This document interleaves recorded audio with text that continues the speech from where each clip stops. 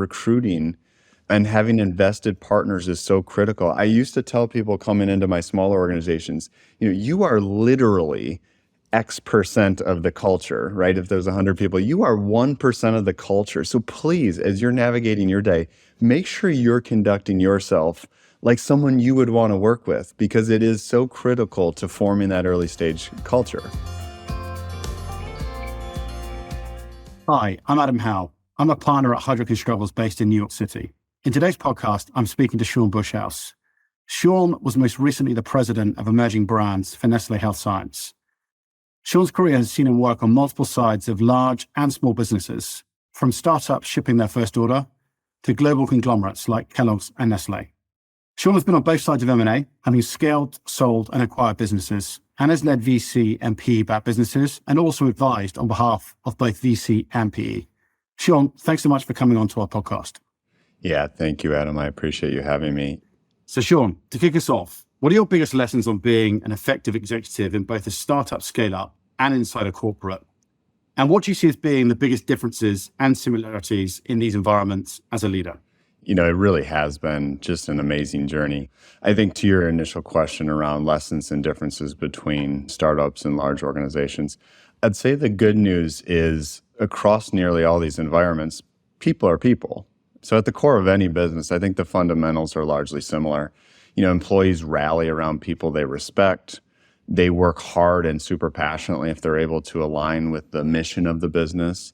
They require, and they really deserve clear communication from leadership.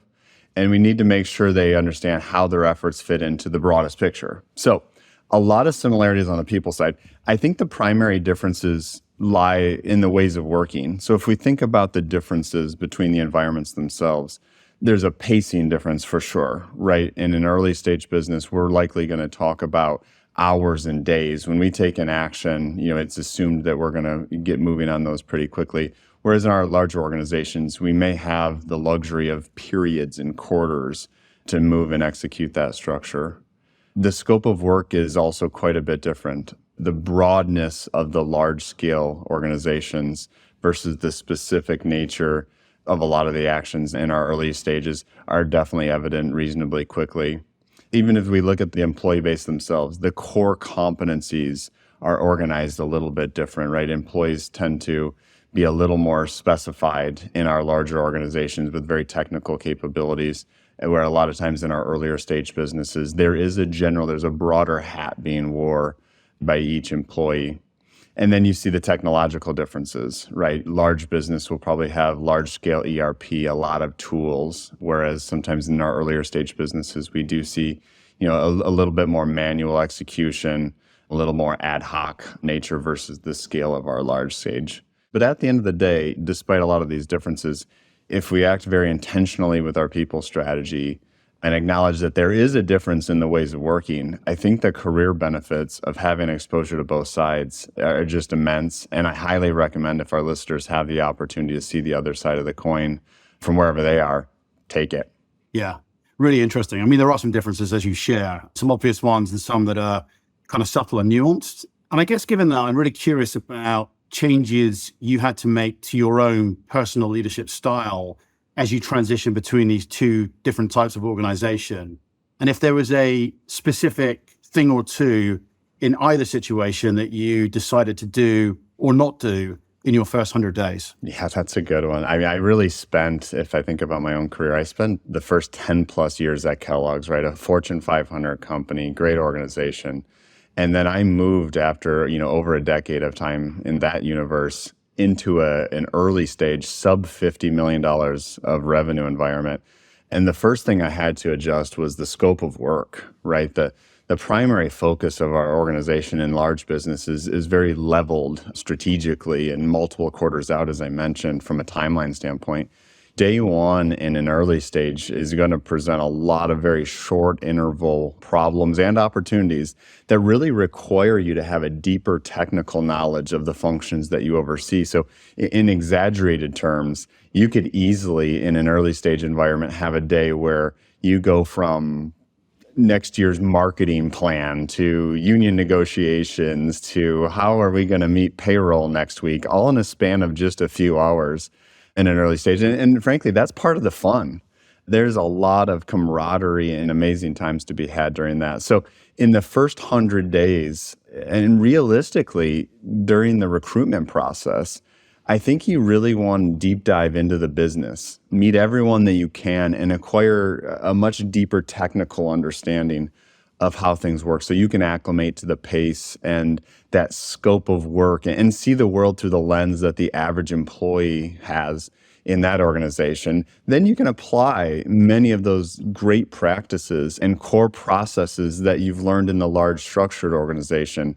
And it adds significant value to the early stage rather quickly. Now, conversely, going from the early stage into a large business, which I also did, I think the key is early in that tenure to really get the lay of the land from the people side, the people culture. Naturally in these larger organizations, there is going to be a bit more of a hierarchy or a political environment, for lack of a better term. So it's important to network and understand the key leadership's priorities and styles so you can align your own style for maximum influence. So I think even a bit more of an investment in understanding how things get done when you're making that transition from the early stage to the larger environments. Yeah. And I think about the work that we do day to day with clients around cultures and teams. And I'd be really curious about your observations. You talked about this a second ago about the bigger organizations have more hierarchies, there's kind of more politics. I'd be really curious as to kind of what would be true of the culture and teams in a large organization that is not true in a kind of smaller startup scale up. Sure. Yeah, in context of culture and teams, there are certainly some differences. I think when we look at our startups and our scale-up organizations earlier stage, it's truly inspiring. The level of dedication that our teams have for the mission and the founders and the leadership teams, it's absolutely amazing, especially with our younger generations. I think they are so very mission-oriented and they want their work environment to reflect their own values. So when it's aligned, you see an amazing level of work ethic, personal pride, and this really core desire to build the skills to push that mission forward. It's really energizing. That being said, that same culture is really a garden that requires, watering quite continually. Because the brand or the company doesn't likely have employees with a ton of tenure, the mission is newer by definition. So every event, every up, every down is quite a bit more meaningful. So frequent and very thoughtful culture building, I think, is very essential. And this is also why recruiting and having invested partners is so critical. I used to tell people coming into my smaller organizations, you are literally X% of the culture, right? If there's 100 people, you are 1% of the culture. So please, as you're navigating your day, make sure you're conducting yourself like someone you would want to work with, because it is so critical to forming that early stage culture. Now, on the other side, in the large organizations, you have a base that's culturally has largely been established, right? Whether it's simply driven by how long the business has been around. So if I think about Kellogg's, I think they're 120 years in business. Nestlé, I believe it was over 150. So you have this generational style that has been installed, or it may be driven by the industry, right? I think we know the tech industry, the banking industry, there tends to be a certain culture attached to those as well. So they may have some influence. So I think the focus appropriately migrates in the large organizations to ensure each of the employees understand their piece of where they play in the broader large puzzle. So functionally, how do their efforts move this massive company? And I think the very strong companies also dedicate resources ensuring that the employees feel connected to that broader mission. In a startup, it's as easy as sending a Slack message, hey, let's get in the conference room, in 5 minutes, and they'll feel that connection. The larger companies have to show a bit more explicitly what they stand for in terms of culture, in terms of planet, in terms of people, in terms of community, to ensure that desired culture keeps being reinforced through the generations. Yeah. The larger organizations obviously have the scale that they have to manage culture and teams through. Absolutely. Right? And we'll have many leaders, I'm sure, listening to this podcast who might be contemplating a leap from corporate to a startup or a scale up, or vice versa, from a startup or scale up to a corporate, or trying to hire somebody who's doing the same. And I'd be really curious, given your experiences, what would be the 2 or 3 biggest pieces of advice to someone that is listening that's in any one of those scenarios? Yeah, that's a great one. And I would say, actually, I would maybe assign a little bit of homework, maybe a prerequisite to that journey. And I'd summarize it as this: know what you like to do, with a capital like. I always ask some of my key hires as I'm going through the recruitment process, talk to me about what an absolutely amazing calendar for the week looks like, right? We come to our laptop on Monday. Tell me what that week looks like that has you very, very smiling, because it can get very easy to get caught up in the climbing of the levels or the titles or even the size of the business, wherever you derive some of that pride. But I promise you this, that career satisfaction is probably going to come from the things that you legitimately like to do. So I always recommend really think that through and then aim. Okay. So as far as specific advice for those that are contemplating, move between the size of companies, number one, do it. I feel so amazingly blessed for the different lens that I can now look at an environment.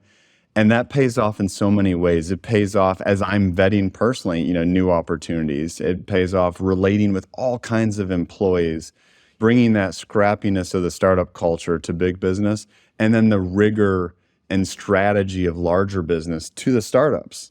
So I think talented people can easily make the jump. It's certainly important to do your research, but the benefit of that experience pays dividends, across an entire career. Number 2, I might advise is use the recruiting process to align around a few core fundamentals that you and the organization both agree on. And that applies both ways, right? If you're going into a larger organization, you'll report into a management structure. If you go into, an earlier stage, there's probably some very individual people that are really key in driving that culture. So it's almost like creating a North Star in terms of what success looks like. I think it kicks the relationship off the right way on day one, being aligned on the same direction, the same strategies. And that applies whether you're a brand leader, aligning on the creative approach, an operational executive, understanding supply chain expectations, an HR professional, understanding the current culture and where we're trying to go, what evolution looks like. So I think it's a great way of demonstrating your thought process, your competency, and making sure that the goals are similar. And I think that's very important when you make that transition. And then the last one, I'd simply say talk to people that have done it, and the people that are on the other side of the coin. If you've led a career in big business and think it'd be fulfilling to move earlier stage, network inside of those early stage leaders so that you can absorb how they think, how they speak, what's important to them, what are the struggles, what are the finest points that they take a lot of pride in. And conversely, if you're earlier stage and looking towards that larger landscape, there are a lot of public resources to read on how the roles are generally designed and the culture that the target company is positioning. So I think there's areas where you can really do a lot of pre-work and get networked in there so that leap is a little less steep. Yeah. And on the target culture, I'm really interested because we often associate venture work and early stage businesses with high degrees of innovation for obvious reasons. And beyond the product that these startups, scale-ups, ventures are kind of generating, they operate culturally with very specific ways of working to foster innovation and a culture of innovation. So I'm curious about some of the cultural trends you've seen in scale-up startups or in venture work that you may see transitioning into the kind of mainstream in bigger organizations over the coming couple of years. So any thoughts you have on that? Sure. Well, first, I think you're spot on with that observation. It's also been my experience that the cultural and the working environment kind of hot trends come from the earlier stage. And then that makes sense, right? That's where a lot of the innovation is emanating. So they are generally the ones that are disrupting the category. So it carries true that they're leading in the innovative ways of working. So there are a few things that come to mind that I think we're going to see coming more mainstream from our earlier stage trendsetters. And I think the first one that I'd point out, a little more technical, but I think there's going to be a continued challenge in the large organizations to the established technology sets, right? In the older days, it was easy to plug and play with a standard issued laptop. The programs that are on there largely standardized, and we expect the employee to adapt. you see very quickly that our startup cultures demand the best tool, not just the most common or the most scalable tool. So they communicate, they chat, they share, they align very quickly through these fun interfacing tools. So I think that pressure will continue to be there for large organizations to be more flexible around their tech stack as it relates to the employee. And we've seen that historically, right? I remember the days where there were no Apple, there were no Macs, issued. And I think we now see that, certainly throughout the creative functions. But I think we're far along this element. And I think big business has done a great job adapting so far. Another item I think I would point out is I think there's more personality being brought to the workplace. And I think that's being driven somewhere between the combination of our younger generations representing a higher percentage each year of the total workforce, and probably to some degree COVID. We really see employees bringing their personalities to the front and center as remote work has been more dominant and then the time in the office is a little more scarce. I think historically there's been this unwritten force of what professionalism looked like that dictated the formality of conversation, how we speak, how we interact with colleagues, and even how we dress in the work environment. I think we're going to continue to see employees demand more alignment between their own personalities and what success looks like in the business environment. And then I think finally, the best idea wins concept is very prevalent in our early stage businesses. And I think that's going to continue to put pressure, again, potentially driven by our earlier generations. But one of my favorite parts about our startups is generally there's significantly less hierarchy. Ideas flow through the organization quickly, and employees lower in the organization feel very empowered to voice, ideas freely. So I suspect it's partially driven by so many examples over the last 10 years of businesses coming up from zero to very large influences. If we think about the tech and social media sectors, this feeling of empowerment to influence the organization vocally, irrespective of their professional level or title, I think that's a trend we're going to continue to see, Adam. Yeah, I agree, Shawn. I'd be interested linked to that and the point you made about an increase of personality in the workplace, which I love and I completely agree with. I think we're seeing that more and more in the work we're doing with clients, people feeling more confident to be their authentic selves and bringing that into the workplace. What does that mean for leaders and some of the leadership capabilities that are going to become even more important to be able to foster employees feeling confident to bring their authentic selves, their personality, to feel empowered to share ideas? Do you have a perspective on maybe 2 or 3 leadership capabilities that are going to become even more important? Yeah, absolutely. And one is walking the talk, right? So if we want to lean in as a culture to exactly that. So if we take that example, bringing personality from our employees out and having that freedom, we have to act like that. We have to think about and be very vocal and be maybe a little more vulnerable, about our own leadership brand. Some percentage of nearly every business is going to have, and potentially a very high percentage, are going to have remote work. And so I think there's less structured interactions with employees, the passing in the hallways type interactions. We have to be extra thoughtful on creating touch points and hosting meetings in such a way that our personalities really come through, which allows the employees to kind of follow suit. So employees, direct manager, and company leadership play such a big role in the employee experience. I think we'll need to continue to evolve and convey, our own personalities in new ways in this working world. And I think, maybe another item is inspiring our teams, again, kind of hitting on the remote work. Regardless of the size of the business, there has never been a more competitive time to both retain employees and also sure we're getting 100% of their effort. So again, potentially tied to remote work, but I think our earlier generations really value that flexibility and then the work-life balance, which requires us as leaders to continue to step up our game, create environments that are fun, that are engaging, that are rewarding, that align those personal goals, with the business goals. Yeah. And I think maybe a third is, and this one's just more prevalent even in the last couple of weeks in my experience, but I think that global education is something that is going to really be something that steps up even more.